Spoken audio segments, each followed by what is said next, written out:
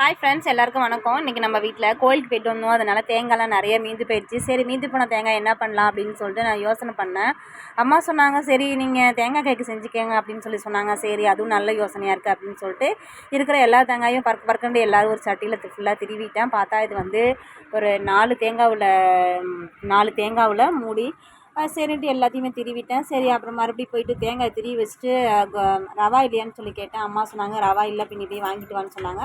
சரி, நான் போய்ட்டு என்ன பண்ணேன், போய் ரவா ஒரு 1/2 கிலோ வாங்கிட்டு வந்தேன். இந்த இதுக்கு வந்துட்டு 1/2 கிலோ ரவா கரெக்டாக இருக்குன்றதுனால சரி நான் 1/2 கிலோ ரவா வாங்கிட்டு வந்துட்டேன். சரி, ரவா வாங்கிட்டு வந்துட்டோமே அப்படின்னு சொல்லிட்டு அதையும் பிரித்து கொட்டி ஒரு பாத்திரத்தில் இது பண்ணிக்கிட்டேன். அதுக்கப்புறம் மறுபடியும் தேங்காவை நல்லா வறுத்து எடுத்துகிட்டு அதுக்கப்புறம் முந்திரி பருப்பு, திராட்சை.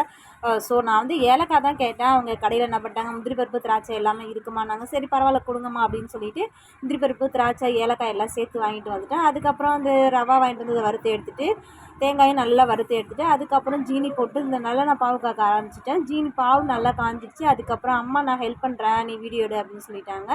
சரின்னு சொல்லிட்டு நான் வீடியோ எடுத்துகிட்ருக்கேன். அம்மா ரவா வந்து ஜீரா பாவில் ரவாவை கொட்ட ஆரம்பிச்சிட்டாங்க. கொட்டி நல்லா கிளறிக்கிட்டே இருந்தோம். அதுக்கப்புறம் ஃபுல் ரவா எல்லாத்தையுமே கொட்டி கிளற ஆரம்பித்தாச்சு. கொஞ்சம் நேரம் ரவா கொஞ்சம் லைட்டாக வேகணும் அப்படின்னு சொன்னாங்க. சரி, ரவா கொஞ்சம் வெந்ததுக்கப்புறம் திருப்பி இருக்கிற அந்த தேங்காய் வறுத்து வச்சுருந்தோம் பார்த்தீங்களா, அந்த தேங்காயை அதில் சேர்த்தாச்சு. அதுக்கு முன்னாடி நாங்கள் ஏலக்காய் 2 தட்டி போட்டு அந்த ஜீனி பாவோட போட்டுட்டோம். அதை நான் சொல்ல மறந்துட்டேன். அதுக்கப்புறம் மறுபடியும் தேங்காவை என்ன பண்ணிட்டோம், வறுத்து வச்ச தேங்காய் இப்போ நம்ம அது கூட சேர்த்து நல்லா கிளற ஆரம்பிச்சிட்டேன். நல்லா கிளறியாச்சு. கிளறிட்டு நல்லா இருந்துச்சு, டேஸ்ட்டாக இருந்துச்சு. இதை வந்து நாங்கள் வந்துட்டு கொஞ்சம் அதுக்கப்புறம் கொஞ்சம் நெய் ஊற்றினோம். கொஞ்சம் தேவையான அளவு கொஞ்சமாக நெய் ஊற்றியாச்சு.